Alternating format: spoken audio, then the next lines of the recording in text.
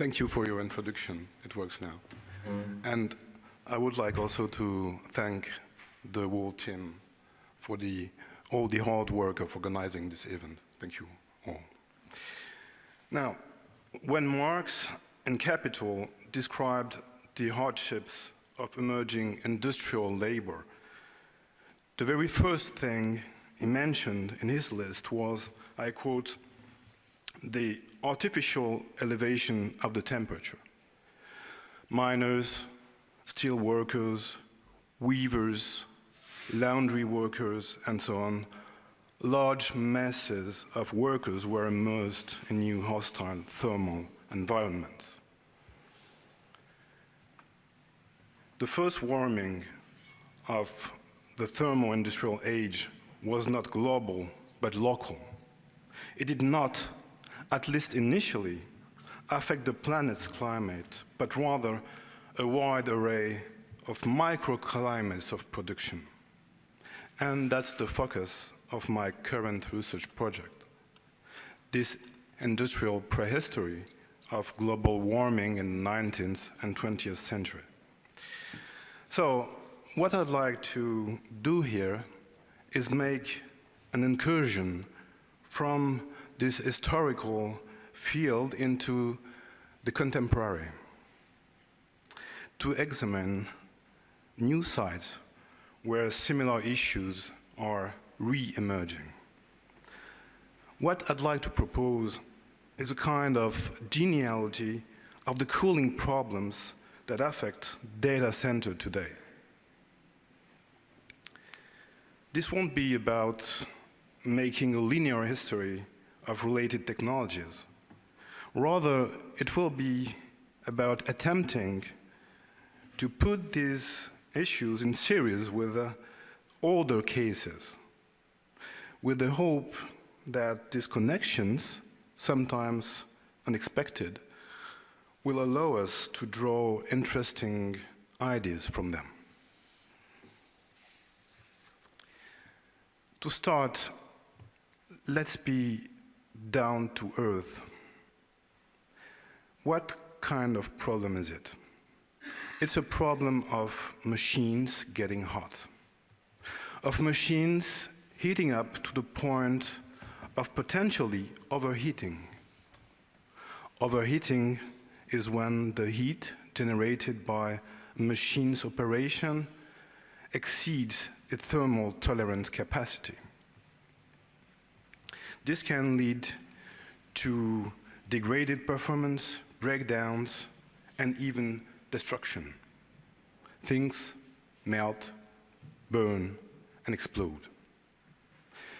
The important point here is that overheating appears as an internal threat, as an intrinsic danger.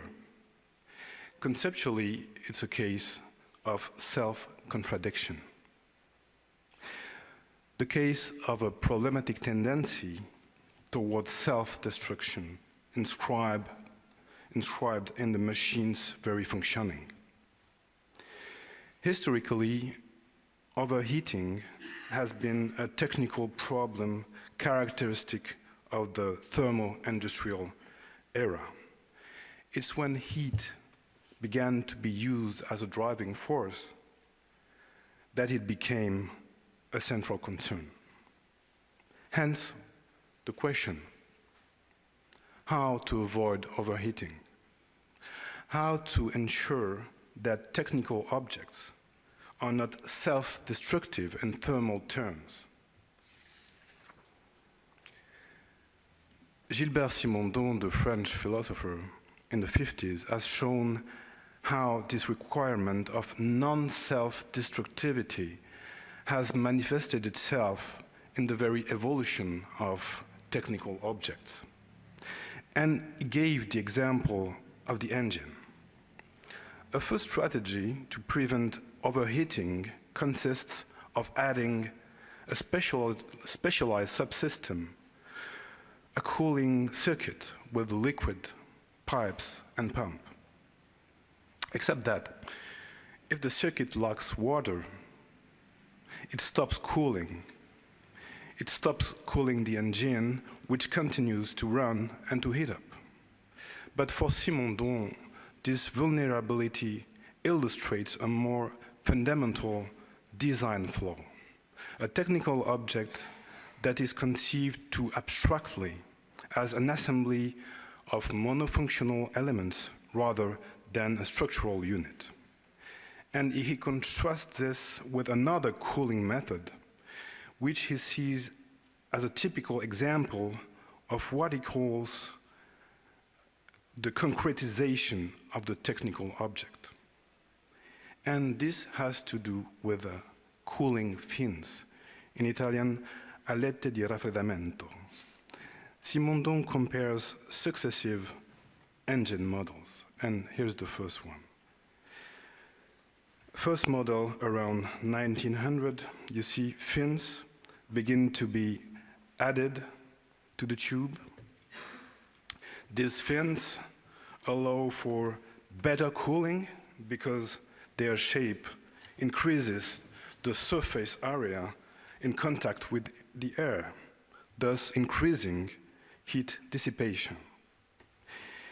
In that case, however, Simondon says they are simply added as defense structure, with cooling as their sole function.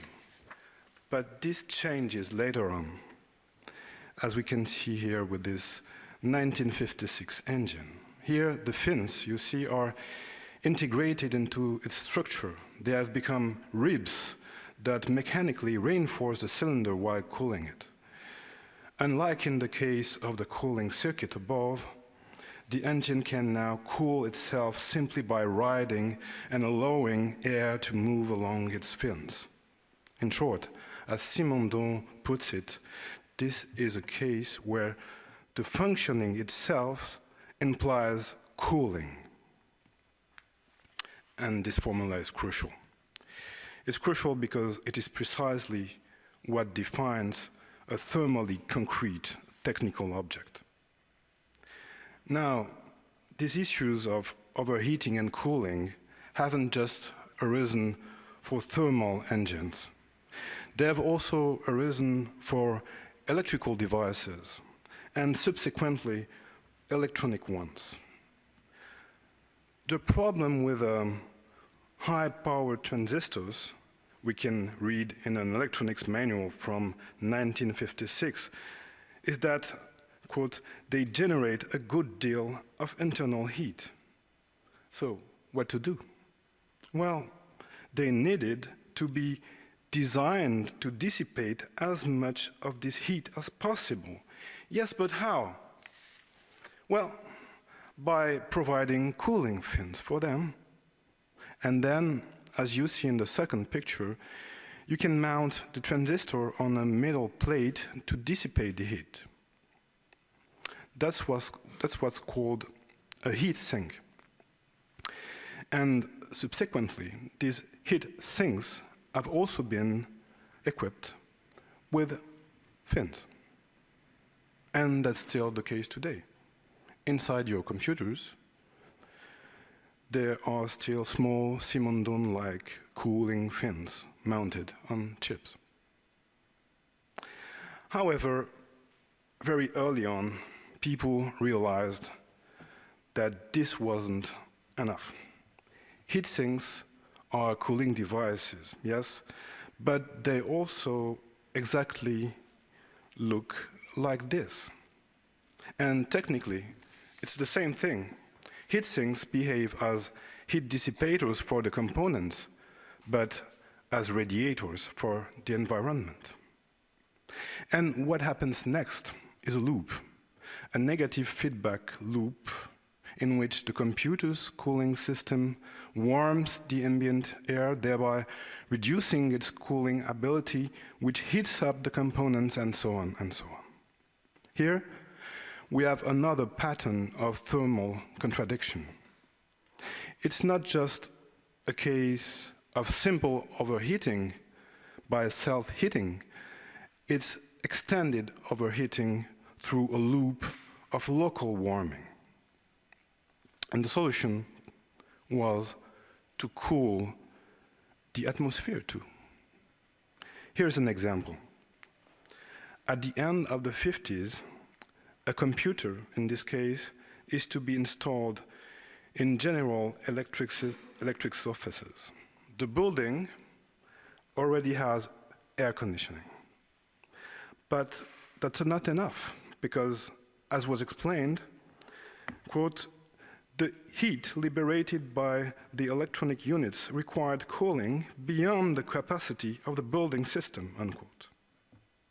So, a specially designed air conditioning system had to be installed for this computer. And you can see the ducts on the ceiling with these hoods, exactly like in a kitchen above a cooktop. Here is another quote from the early 80s, this time on a similar case. Delicate and complex equipment, such as computers, depends to a large extent on carefully regulated climatic conditions for proper and efficient operation.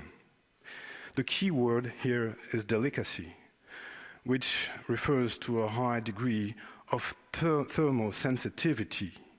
These machines could only operate within a narrowly defined thermal envelope.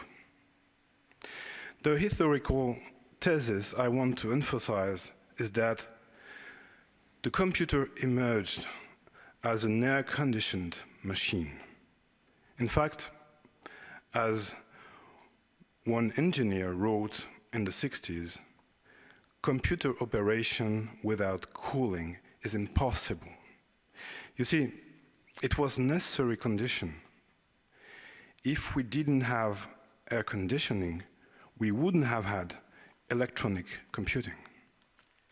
And the reason why is because, to use Simondon's words, these technical objects had no internal autonomous regulation regarding temperature.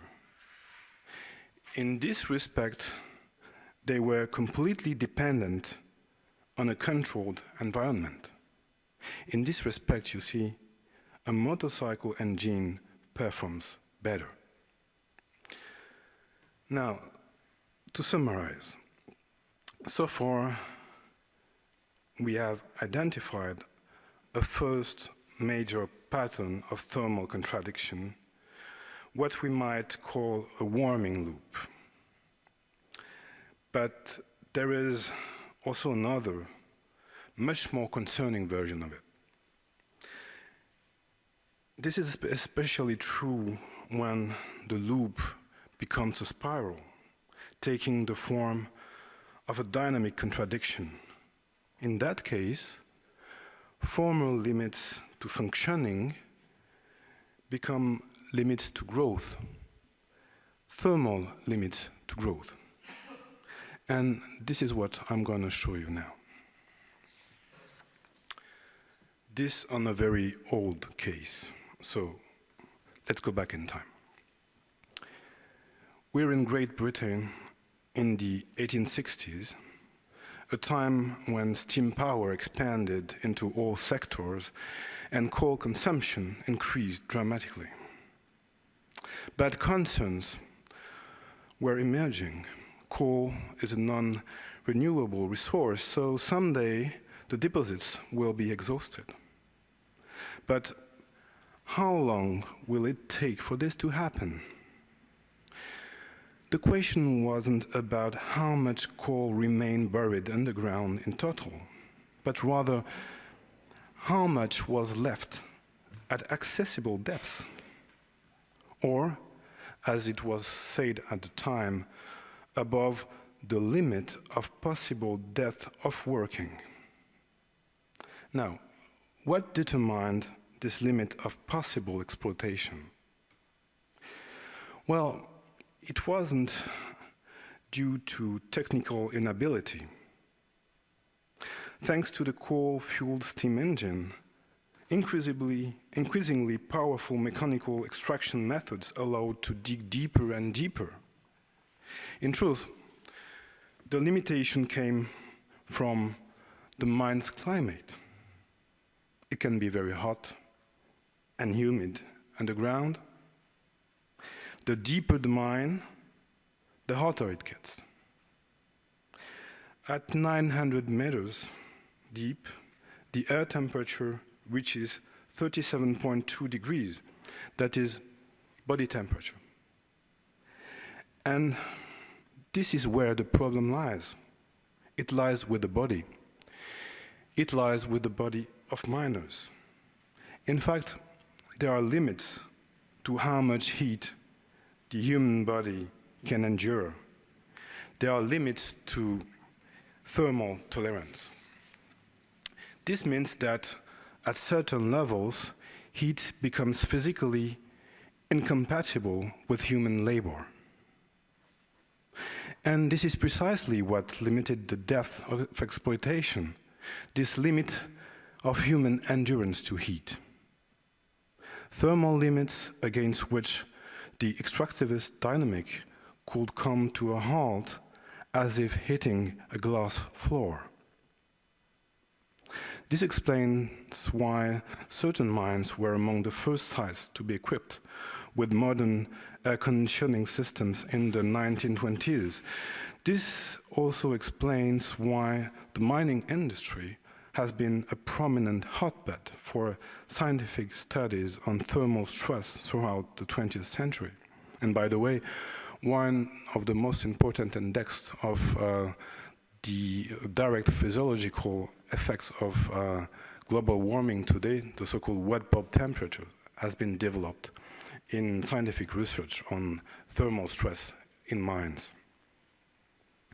However, geologists and physiologists weren't the only ones interested in that topic.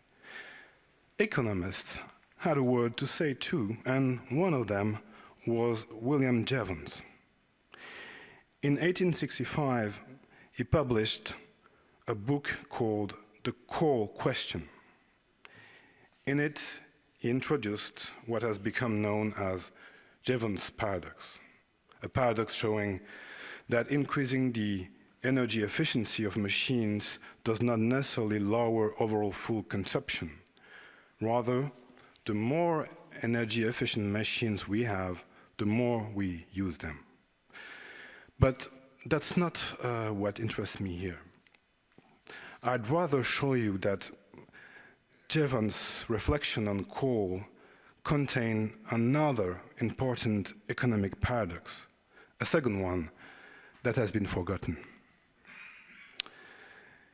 Jevons begins by distinguishing between two types of impossibility, physical and commercial. A project may be technically feasible, yet not economically viable. And he applies this distinction to the question of possible mining depths. Yes, there will come a time when we reach physical limits.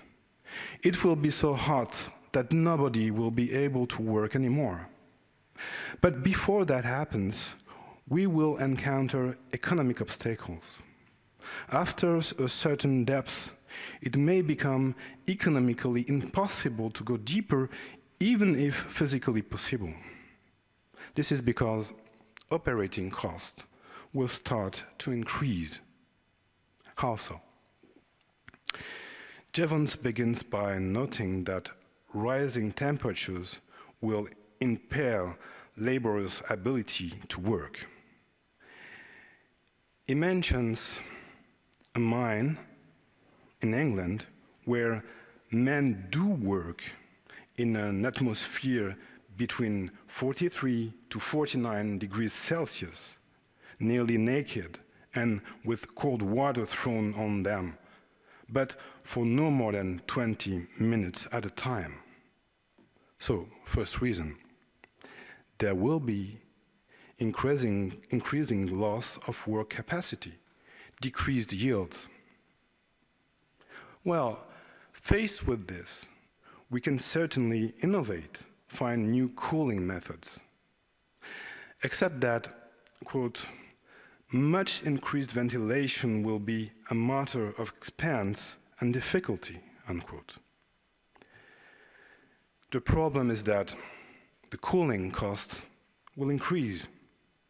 Even worse, they will increase at an expanding rate. So that, as he writes, the world capital and current expenditure of the mine grows in a higher proportion than the depth. This is the second Jevons paradox. The deeper you dig, the less profitable it becomes. In other words, increased technical capacity can lead to environmental counter effects that escalate costs and reduce economic viability. This contradiction at the time caught Marx's attention. Marx read Jevons, and there is what he wrote in his notebooks, recently published in a new volume of the Mega Edition. I'll translate his Anglo-German mishmash for you. Going deeper enhances the price, and with this price increase, our rate of progress and special advantages go to the devil. With deeper works, the heat grows more insupportable, the ventilation more costly. Zum Teufel, which means to the devil, refers to a definitive loss, but also evokes images of an underground inferno. Going to hell, profitability evaporates in the heat. Now, this may seem very far from the case of data center. What Jevons shows indeed is that coal mining is a historically increasing cost industry, yet with the microprocessor industry, we've been told it was the opposite. We had a spectacular example of historically decreasing cost industry. And this has indeed been the case for a long time. However, this might be over, due, among other things, to thermal limits. And that's what we are going to see now. It all starts with the so-called Moore's law. In the mid-60s, engineer Gordon Moore made a prediction based on advances in printed circuit technology that permitted the miniaturization and the densification of transistors.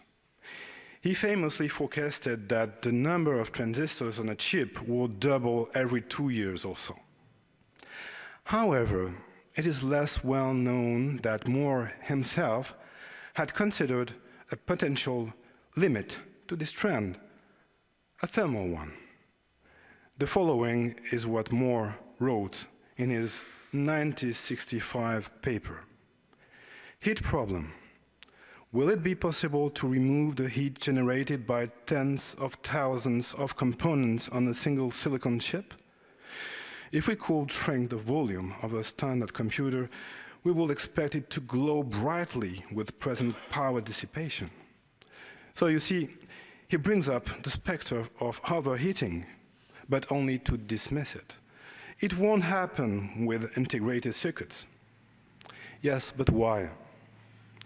In short, this is because of a principle later labeled Dennard scaling, after the engineer Robert Dennard, who detailed it in a 1964 paper. Dennard demonstrated that it was possible to operate more transistors while maintaining the same power density. You just had to reduce the supply voltage as the components shrink. There was something miraculous about it.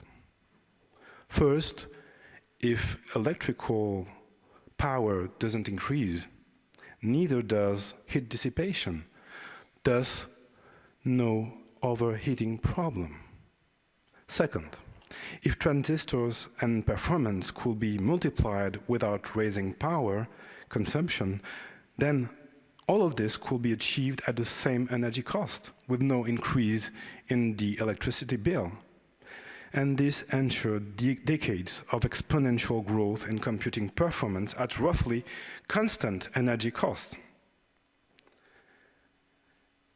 Except that Dennard scaling broke down in the mid-2000s, disrupting the entire sector. Upon further scaling down, a physical limit to voltage reduction was encountered. At the nanometer scale, transistors are affected by leakage current phenomena. Even when switched off, current passes through and dissipates, leading to more power consumption and more heat dissipation. Yet Moore's law wasn't dead. It was still possible to miniaturize and densify. However, this could no longer be achieved under constant power conditions. From then on, it went along with a tendency for an exponential increase in both electric queues and heat generation. This presented a significant challenge on multiple levels. Let's start with the thermal aspect at the chip scale. In this 2019 video, computer engineer Stephen Wu gives a perfect illustration of this tension. What I have in front of me here is an array of graphics cards that spans about 25 years. And so this card right here is typical of a kind of graphics card you would find in the mid-1990s. What you see here is a processor that's doing the graphics, and you really see no concern really about the heat. There's no fan, no big heat sink or anything like that. The thermal situation was fairly easy to deal with. Well, if you fast forward a couple of years, what you find is that graphics started to become much more important, and Moore's law started to come into play. Those graphics processors became more powerful, but along with that, more power and more heat were being generated. And so people started to put more active types of structures in to deal with this heat. Well, if you fast forward to today, what you find is that the solutions for the higher end graphics cards are much larger than their predecessors again. But what I wanted to do is I wanted to open this card up and show you how much of that volume is dedicated really to managing the heat. And so as I pull off this fan structure with 3 bladed fans, what you find underneath is a very complicated radiator structure whose job it is to remove the heat from this graphics processor, this silver rectangular thing right here. What you see on this thermal structure is you can see a copper plate, which is used to wick the heat away, and then it gets pulled into an area where there's a bunch of heat pipes. They're basically pipes with some liquid that draw the heat away over a series of bladed fins, and that's what the fans are blowing against, very much like your car radiator works. The upshot of all of this is so much of the volume these days is in dealing with the fact that power scaling stopped in the mid-2000s, and you can see that a lot of the weight and a lot of the volume is dedicated to just managing the thermals. Like Simondon, Wu traces the lineage of a technical object. In this case, however, it's an evolution in reverse compared to the previous example. Here, manufacturers add even more massive cooling structure, resulting in less integrated design. You see, it's the opposite of concretization. But this warming trend is not only seen in individual components. A magnified version of it is also present at the scale of data centers, with effects of massive concentration and unprecedented heat levels. A huge technical problem is to develop new cooling technologies capable of handling this. Well, there are 2 main conventional cooling methods for data centers. One is air cooling, and this includes evaporative cooling towers that consume enormous quantities of water. 2 are cooling circuits using liquid, but this time based on a closed-loop principle. But nowadays, data centers generate so much heat that these devices are reaching their capacity limits. Faced with this thermal wall, new solutions must be found.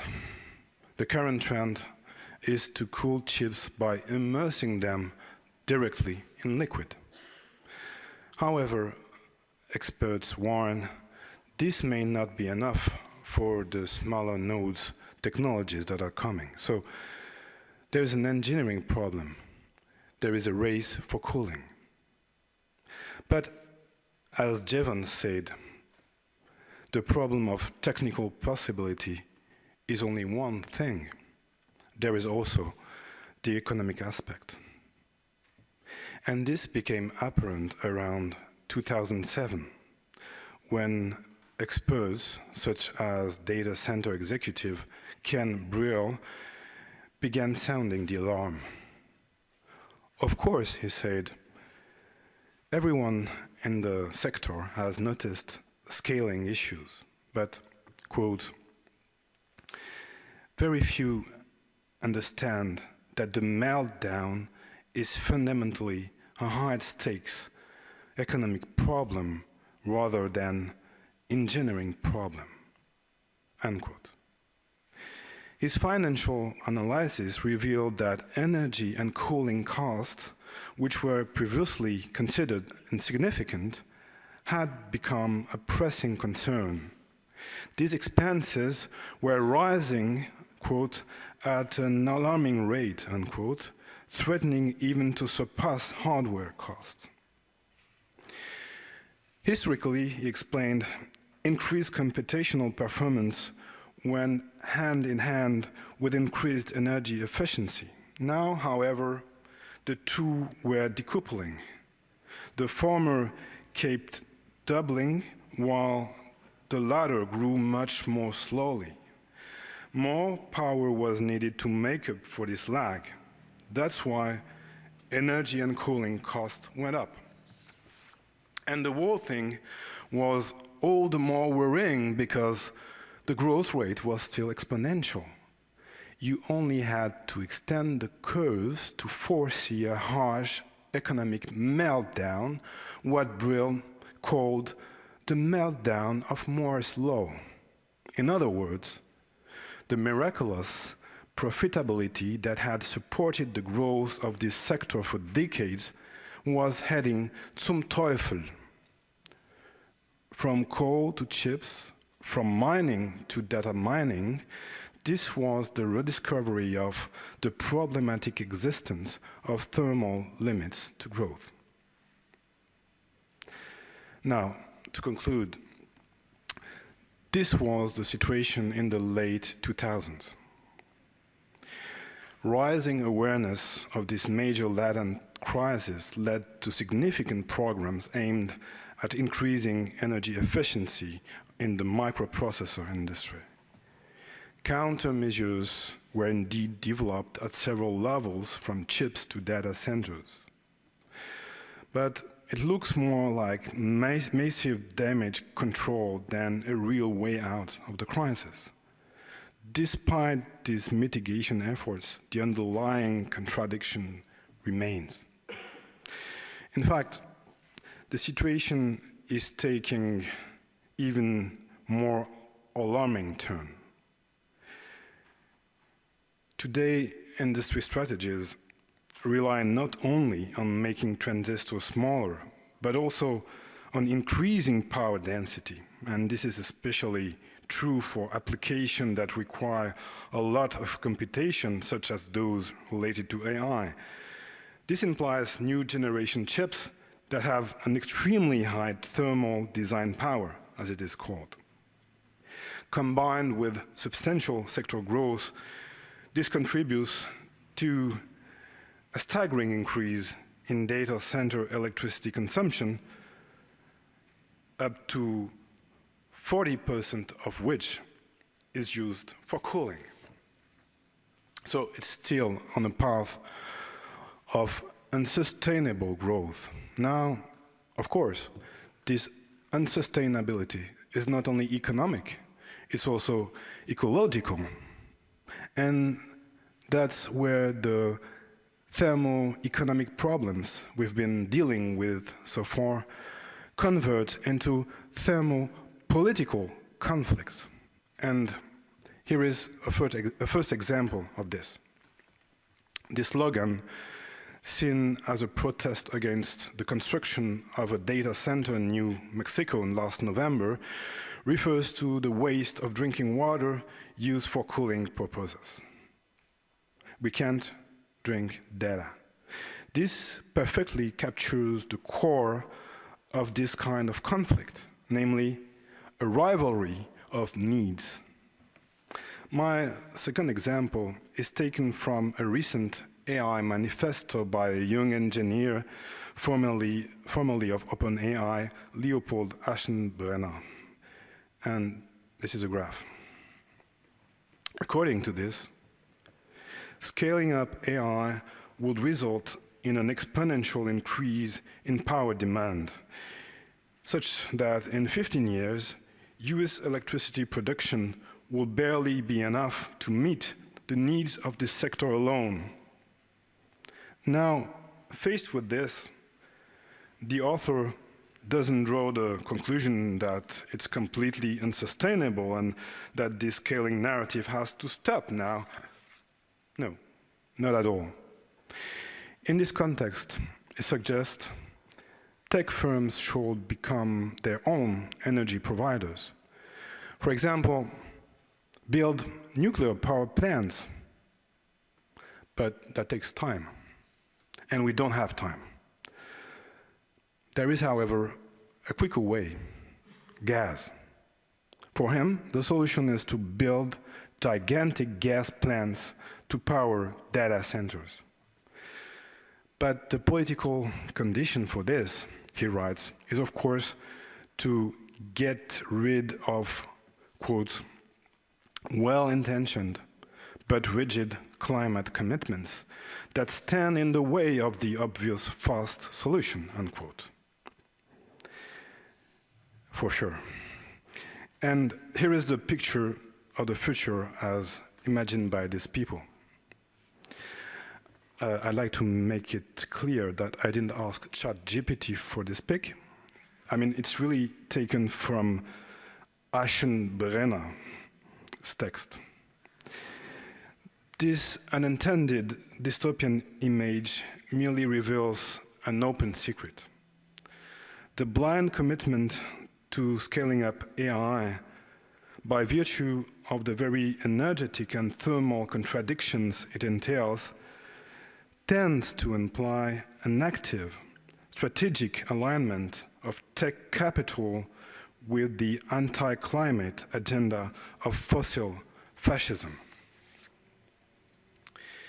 In a context where global warming already threatens to exceed, in the coming decades, limits of human thermal tolerance, that is, limits of possible survival, in many parts of the world, this amounts to life and death decisions, that is, cooling chips over people, cooling tech capital over living beings. Thank you.